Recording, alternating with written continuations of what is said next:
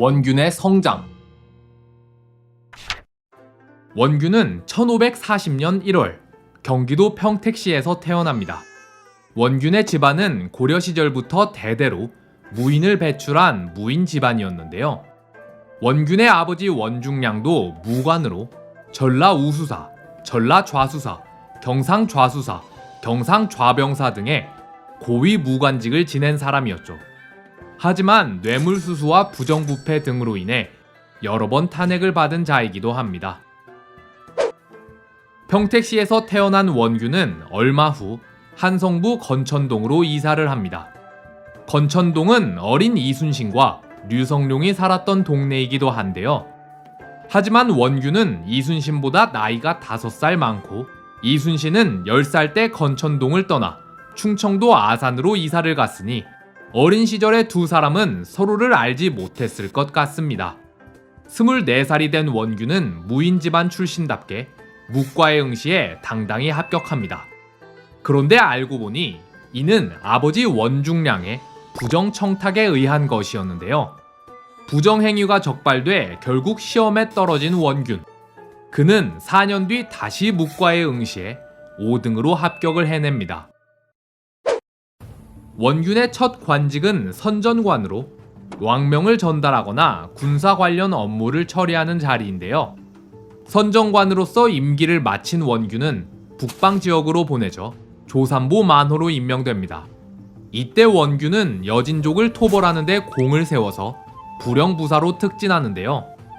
다만 이 공을 세웠단 기록은 실록이 아닌 원균의 개인 기록에 나와 있는 것이기에 확실하지는 않습니다. 어쨌든 불영부사가 된 원균은 얼마 후 종성부사로 자리를 옮기게 되죠. 원균이 종성부사로 있을 때 조선에서는 대대적인 여진족 토벌 작전을 실시합니다. 이순신이 백의종군한 채로 참전해서 공을 세운 뒤 복직한 그 작전인데요. 이때 원균도 참전해 유사시 후방에서 지원하는 임무를 맡았습니다. 하지만 총대장 이일은 본진만으로 손쉽게 여진족을 토벌했기에 원균이 활약할 기회는 딱히 없었는데요.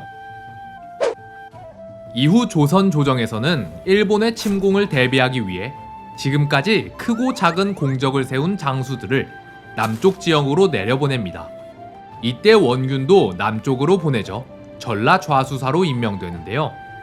하지만 채 반년도 지나지 않아 원균은 탄핵을 당하고 맙니다.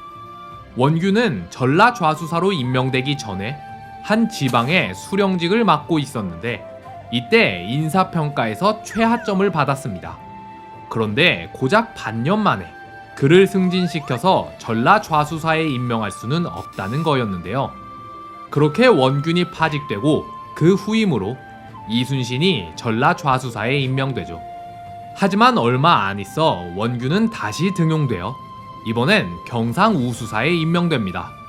그리고 그가 경상우수사에 임명된 지 고작 3개월 만에 임진왜란이 발발하는데요. 경상좌수사 박홍. 원균을 비판할 때 항상 거론되는 가장 큰 죄목이 바로 여기에 있습니다. 원균의 관할지인 경상우수영은 경상좌우수영, 전라좌우수영을 통틀어 가장 규모가 컸으며 심지어 이순신의 관할지에 비해선 2배 이상 컸는데 원균은 전쟁이 발발하자마자 싸워볼 생각도 안 하고 휘하의 모든 배, 판옥선 70척을 침몰시켜버리고 병사 1만 명을 해산시킨 후 고작 판옥선 한 척만을 이끌고 도망쳤다는 사실인데요. 이 사실에 대해선 조금 고민해볼 필요가 있습니다. 원균에 대해 알아보기 전에 먼저 경상좌수사 박홍에 대해 알아보자면 흔히 알고 있기론 일본군 선봉으로 고니시 유키나가의 제1군이 쳐들어오자 경상좌수사 박홍은 곧장 병사와 함대를 버리고 도망쳤다고 알고 있습니다.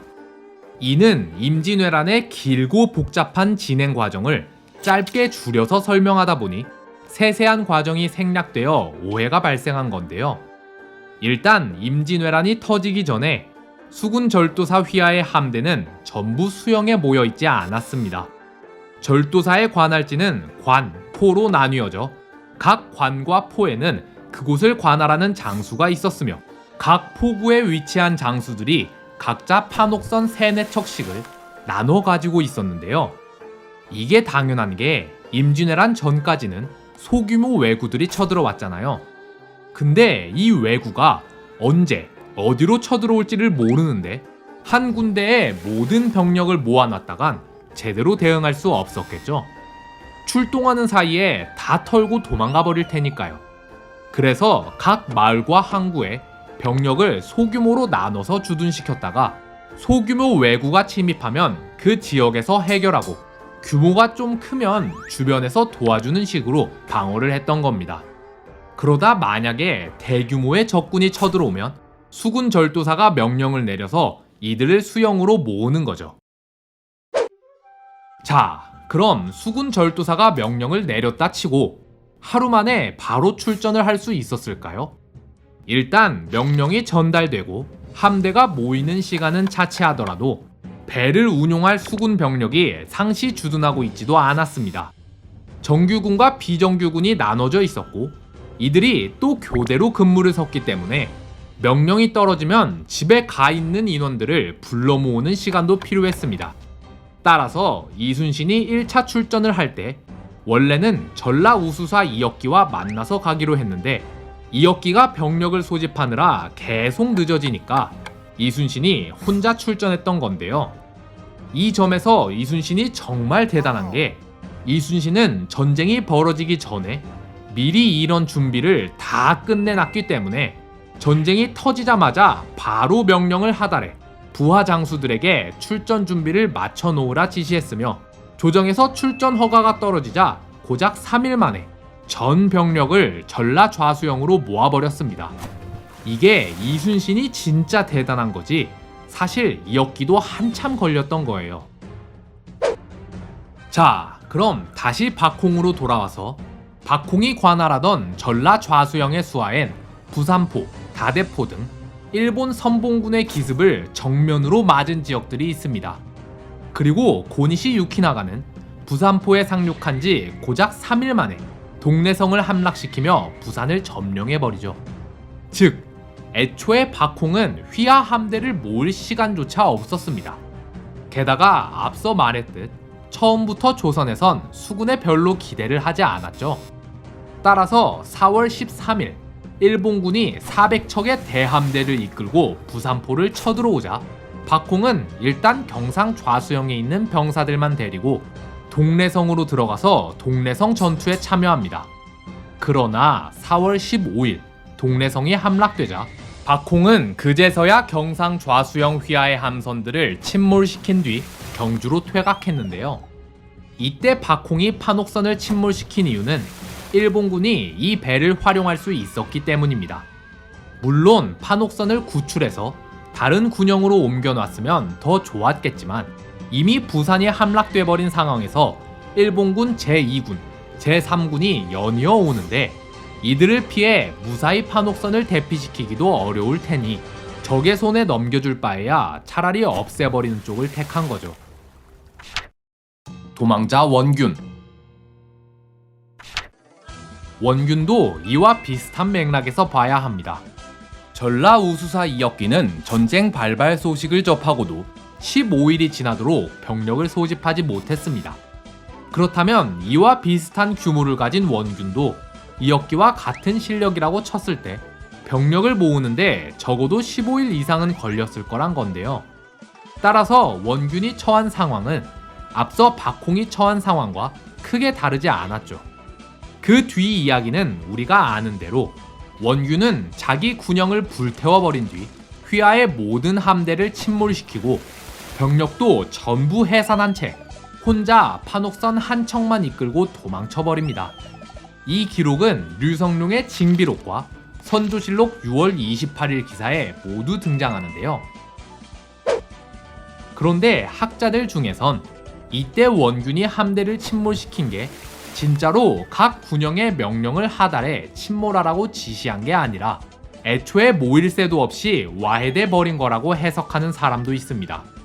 하지만 제 생각에는 일단 징비록과 선조실록 모두에 동일한 기록이 존재하며, 또한 만약 원균이 직접 지시를 해서 배를 전부 없앤 게 아니라면 그 많은 배 중 몇 척이라도 일본군이 사용했다는 얘기나 후에 몇 척이 다시 합류했다는 얘기가 나왔어야 하는데, 그런 얘기도 전혀 없었던 걸로 보아 실제로 원균이 자기 군영을 불태워버리고 배를 전부 수장하라고 지시한 게 맞는 것 같습니다. 도망을 나온 원균은 앞서 박홍이 했던 것처럼 일단 육군에 합류하려 합니다. 그러나 부하장수 이운용이 극구 말려서 이순신에게 원군을 요청하게 된 건데요. 그렇게 원균이 이순신에게 합류하자 경상우수영 휘하 장수 중에 판옥선을 침몰시키지 않고 바다로 끌고 나온 장수들이 뒤늦게 판옥선 3척을 이끌고 이순신에게 합류해 원균의 함대는 총 4척이 된 거죠. 자, 어떤가요? 이렇게 보니 원균의 판단이 한편으론 이해가 되는 면도 있지 않나요? 물론 그렇다고 해서 그가 잘했다는 건 절대 아닙니다. 훗날 7천량 해전으로 조선 함대가 괴멸했을 때 이순신은 훨씬 처참한 상황에 놓였지만 그는 도망치지 않고 관할 지역을 돌면서 남아있는 잔병과 물자, 함선을 수습해 고작 12척의 판옥선으로도 다시 일어섰던 걸 보면 장수로서의 역량 차이를 확실히 알 수 있는데요. 물론 이순신이 그냥 괴물인 것도 있지만요. 다만 원균을 주로 비판하는 요소인 판옥선 70척을 자침시킨 점은 어느 정도 정상 참작이 가능한 부분도 있다는 거죠. 조정에서도 이를 알기에 이 사건 하나로 원균을 파직하지 않고 이후로도 계속 기용했던 거고요. 자, 그럼 자기 군영을 불태우고 함대를 전부 침몰시킨 게 어느 정도 이해가 된다고 해서 원균이 과연 졸장이 아닐까요? 문제는 원균의 그 다음 행보입니다. 이후 원균의 행동은 그야말로 졸장 그 자체이며 그 끝은 조선 수군을, 아니 조선 전체를 파멸로 이끌고 마는데요. 졸장 원균.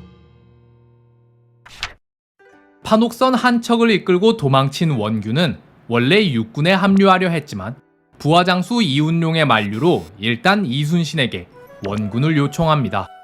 하지만 당시 조선에선 조정의 명령이 없으면 관할 해역을 벗어나서는 안 됐기에 이순신은 원균의 요청을 계속 거절하는데요. 그렇게 보기 좋게 도움을 거절당한 원균은 이를 바득바득 깔면서 조정에도 장계를 올립니다. 신에게는 비록 판옥선 한 척밖에 없사오나 도망치지 않고 맹렬히 적과 싸우려 합니다. 허니 전하께 우선 전라 좌수사 이순신을 독려해 저에게 원군을 파병토록 하여 주시옵소서. 어쨌든 판옥선 4척을 이끌고 이순신에게 합류한 원균.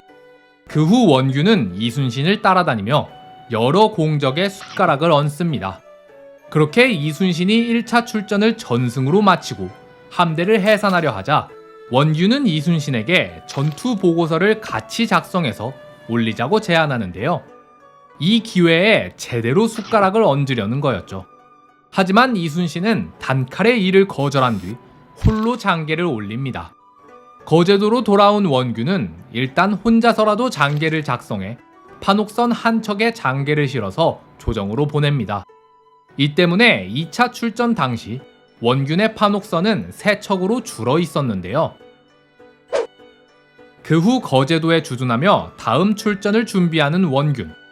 그런데 그때 사천 앞바다에 외선 10여 척이 나타났다는 보고가 올라옵니다.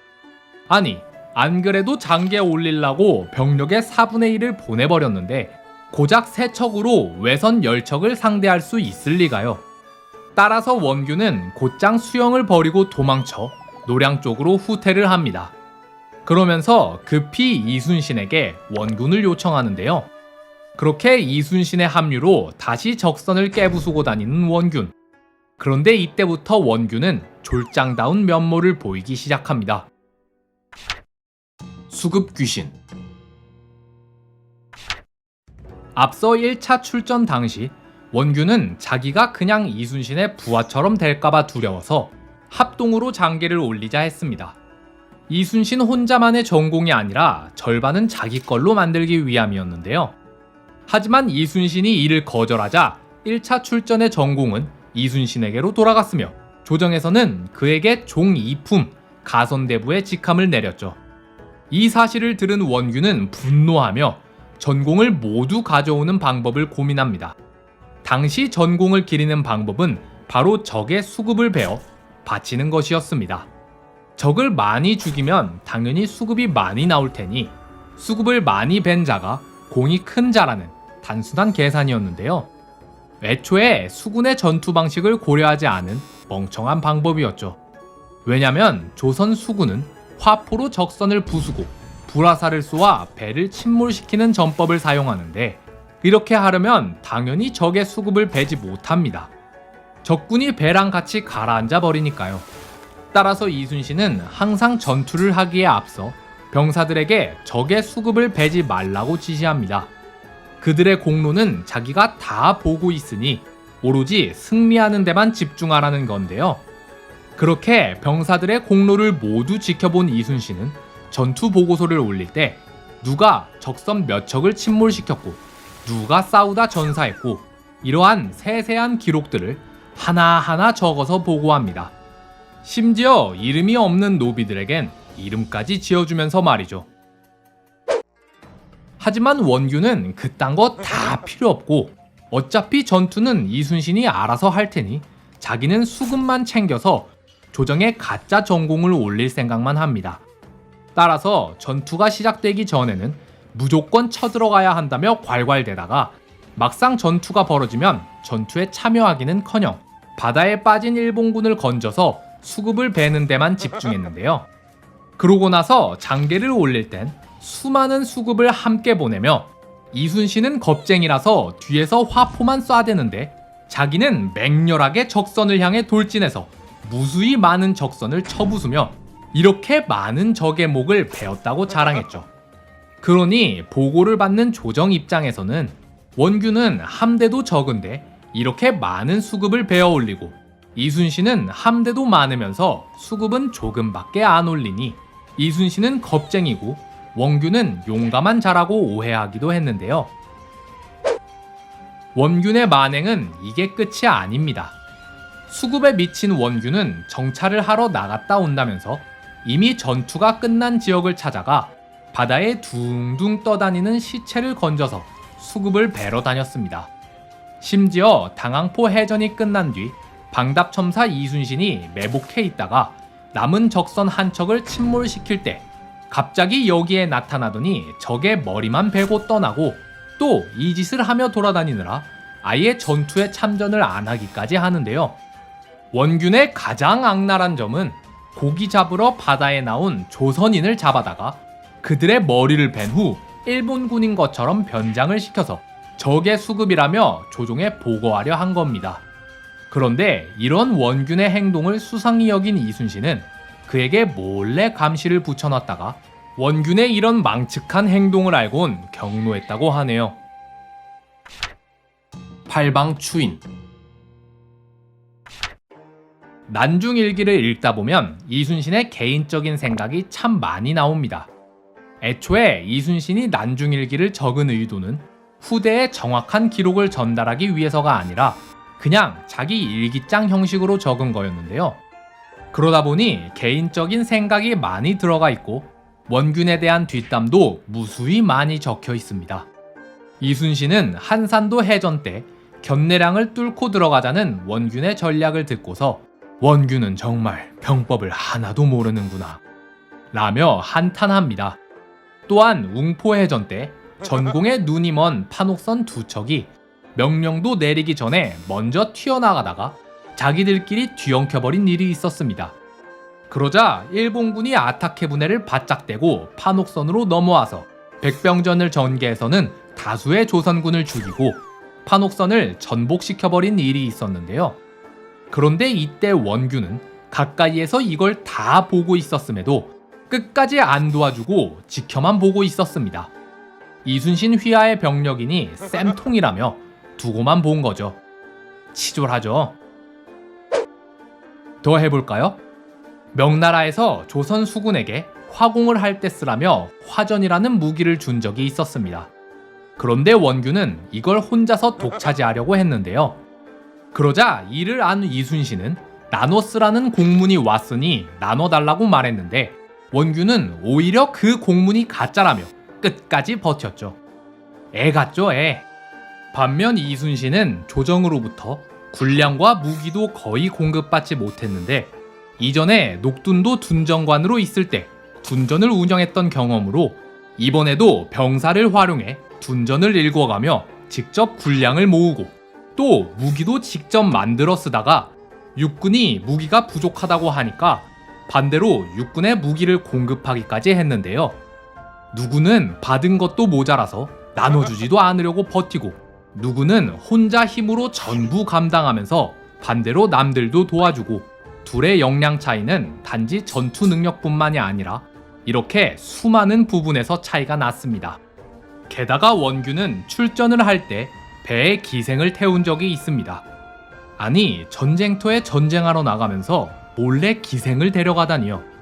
심지어 이때는 육지에 진출해 있던 일본군 16만이 남하하고 있을 때였고 나고야에는 10만의 일본군이 출전 대기를 하고 있는 아주 위험한 상황이었는데 말이죠.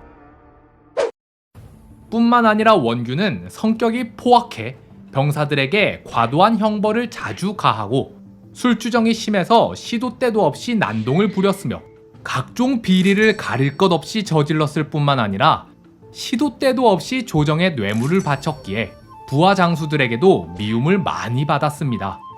그래서 원균의 부하 장수들은 자꾸 이순신을 찾아와 자기 상관을 욕하며 한풀이를 하고 가기도 했죠. 반면 이순신은 부하 장수들의 전공을 하나하나 챙겨가며 그들의 공로를 입증해 줬기에 이순신의 부하들은 항상 원균의 부하들보다 진급이 빨랐습니다. 뿐만 아니라 이순신도 군법을 행할 땐 꽤나 엄하게 처벌을 했는데 그럼에도 항상 장수와 병사들은 이순신을 존경하고 그의 능력을 믿고 용기 있게 전투에 임했죠. 이 대목에서도 둘의 차이를 확실히 알 수 있죠. 마지막으로 원균의 악행을 하나 더 소개하자면 원균은 그의 밑에서 일하는 서리에게 육지로 가서 곡식을 사오라며 보낸 뒤 그의 아내를 겁탈하려 했습니다. 하지만 여인이 원균을 뿌리치고 뛰쳐나와 소리를 지르며 주변에 이 사실을 알려서 다행히 무사히 넘어갔는데요. 그런데 이렇게 뭐 하나 잘하는 거 없는 원균이 딱 하나 잘하는 게 있었으니 바로 모함입니다. 이기심, 질투심 등 온갖 안 좋은 감정은 다 갖고 있는 원균이 보기에 자신의 적은 일본군이 아니라 이순신이었습니다. 아니, 나이도 어린 게, 경력도 짧은 게, 관할지도 적은 게, 전투 몇 번 이겼다고 수장 노릇을 하더니 아예 조정에서 자기를 제치고 삼도 수군 통제사로 임명을 받아버리니 원균 입장에서는 배알이 꼴릴 대로 꼴렸겠죠. 따라서 원균은 이전보다도 더 심하게 이순신을 모욕하고 다닙니다. 근데 위에서 봤듯 이순신도 원균을 죽도록 싫어했기에 둘의 관계는 원래부터 말이 많았습니다. 따라서 조정에서는 이순신을 삼도 수군 통제사로 임명했는데 부하장수인 원균과 사이가 안 좋으면 원균이 문제를 일으킬 수도 있으니 그를 충청도 병마절도사로 발령 보내는데요. 수군절도사는 정3품이고 병마절도사는 종2품이니 승진을 시켜준다는 명분도 준 거고요. 하지만 원균은 이 정도로 만족하지 않습니다. 원균의 목표는 승진이 아니라 이순신을 끌어내리는 거였거든요. 그런데 이러한 목표가 딱 일치하는 자가 한 명 더 있었으니 바로 선조였습니다. 이때부터 원균과 선조는 오로지 이순신 제거라는 목표를 가지고 악착같이 그를 모함하는데요. 다음 시간엔 이순신의 백의종군에 대해 알아봅시다.